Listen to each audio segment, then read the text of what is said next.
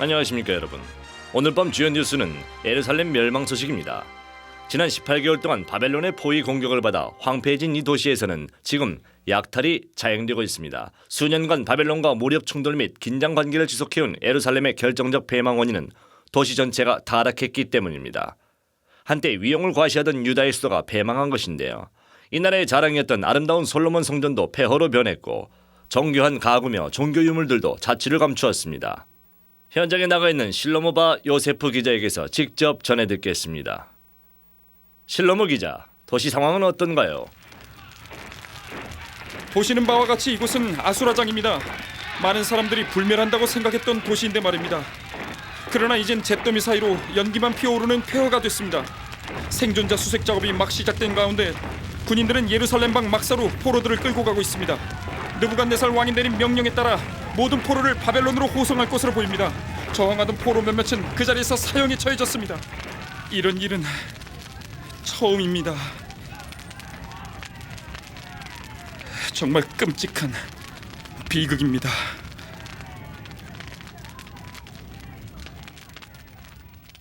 여러분은 지금 예루살렘에서 벌어지고 있는 무서운 참상을 목격하고 계십니다. 고맙습니다. 실로모 기자. 예루살렘 함락과 관련하여 예레미야에 관한 슬픈 소식이 들어와 있습니다. 14년 전 선지자 리하이가 사라져버린 이래 예레미야는 거의 혼자서 예루살렘에 범람하는 악을 막아보려 분투했는데요. 예레미야는 여러 해 동안 유다와 예루살렘의 멸망을 예언해온 선지자입니다. 그가 참된 선지자라는 것은 이미 역사가 입증해 주었습니다만 백성들의 반응은 여전히 싸늘합니다. 게다가 예루살렘이 멸망한 직접적 책임은 예레미야에게 있다는 주장도 나왔는데요. 바벨론의 승리를 예언하여 적들을 부추긴 점을 들어 고소해야 한다고 말하는 사람들도 있습니다. 예레미야는 지금 도주하던 유대인들에게 붙잡혀 족쇄를 차고 감옥 진흙구덩이에 갇혀 있습니다. 백성의 운명을 정확히 예언한 것을 잔사받기는커녕 형벌을 받고 있는데요. 이제 예레미야에게는 수년간 예루살렘에서 설교하며 경고하던 일이 끝난 듯합니다.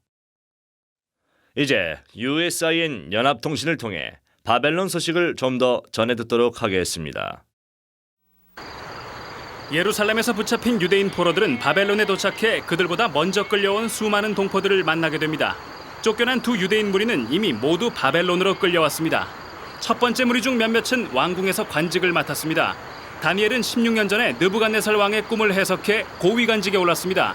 그리고 두 번째 무리인 만여 명의 포로들은 10여 년 전에 이곳으로 끌려왔습니다. 무리 중 대부분은 이곳 그발강가에 정착했습니다. 곧 유다에서 포로들이 유입될 예정이라 준비가 한창인데요. 포로로 잡혀온 몇 사람의 이야기를 들어보겠습니다. 우린 예루살렘이 얼마 못 가서 멸망할 거란 사실을 알고 있었어요. 선지자 에스겔이 그렇게 예언했거든요.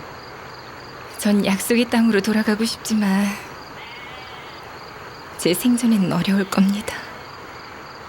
이곳 생활도 그런대로 괜찮아요. 선지자 에스겔은 예루살렘이 재건될 거라고 예언하면서 우리가 바벨론인에게 동화되지 않게 하려고 애쓰고 있어요. 그런 선지자를 주신 여호와께 정말 감사드려요. 선지자 에스겔은 이곳 사람들에게 희망이 되고 있습니다. 지금까지 USIN 뉴스 아리오크였습니다. 오늘 밤 사건 분석에서는 심층 취재 전문 기자인 드보라 기자가 함께하겠습니다. 지금 바벨론 당국은 시드기야 왕의 아들 중 한 명의 소재를 파악하지 못하여 당황하고 있습니다. 시드기야 왕은 바벨론인들을 피해 가족과 탈주했지만 여리고 근방에서 붙잡혔습니다. 무자비한 바벨론인들은 모반을 근절하려는 목적으로 왕족들을 모두 처형했는데요. 시드기야 왕에게 억지로 아들들이 살해되는 광경을 지켜보게 하고 두 눈을 뽑아버렸습니다. 그런데 적어도 왕자 중 한 명은 학살을 모면한 것으로 보입니다. 그 한 명은 뮬레크 왕자인데요. 바벨론인들을 피해 도주하던 유대인들이 그를 데려간 것으로 보입니다. 이에 바벨론 점령군은 뮬레크와 탈주 일당의 현상금을 걸었습니다. 드보라 기자 고맙습니다. 오늘 밤 뉴스는 전 예루살렘 거주자이자 논설위원인 히버 벤 스키뮤엘의 해설로 마무리하겠습니다. 히버? 이 대멸망의 시기에 예루살렘 사람들이 가장 자주 했던 말은 다음 두 마디였습니다.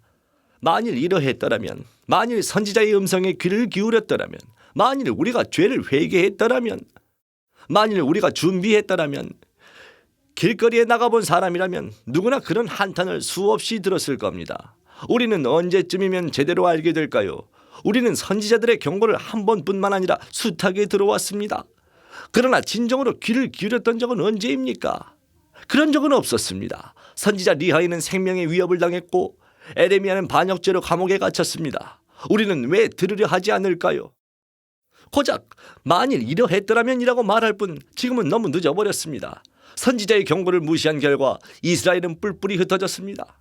135년 전 북왕국의 10지파는 아수르로 끌려간 뒤부터 행방이 묘연해졌습니다. 최근 20년 동안에는 수많은 이스라엘인들이 바벨론으로 끌려갔습니다. 그 밖에 다른 사람들의 행방도 알 길이 없습니다. 갈수록 더 많은 사람들이 바벨론으로 붙잡혀 오고 있습니다. 애굽으로 도망친 사람들도 있습니다. 이제 우리는 약속의 땅을 잃어버렸습니다. 우리는 언제쯤이면 제대로 알게 될까요? 어느 시대에서나 선지자를 따를 때 축복과 보호를 받는다는 사실은 변함이 없었습니다. 선지자를 따르지 않는다면 결국에는 만일 이러했더라면이란 후회만 하게 될 것입니다. 이상입니다. 히버 논설위원 고맙습니다. 오늘 밤 뉴스는 여기까지입니다. 시청해주신 여러분 감사합니다.